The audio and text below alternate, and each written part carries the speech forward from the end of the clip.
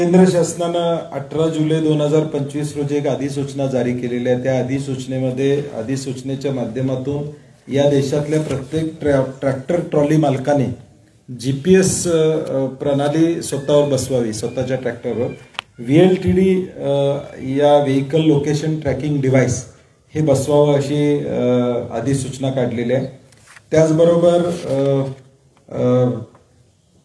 Black box म्हणजे याचा EDR म्हणजे त्या ट्रॅक्टर ट्रॉलीचा एकूण सगळं काय काय झालं याची माहिती असणारा EDR म्हणजे तो बसवावा अशी सूचना केलेली आहे। आणि ट्रॉली आणि नवीन कपलिंग बसवावे अशा पद्धतीचे एक 2-3 गोष्टी कराव्यात अशी एक अधिसूचना काढलेली आहे 18 जुलैला। त्याच्यावर सजेशन ऑब्जेक्शन केंद्र शासनाने मागितलेलं आहे।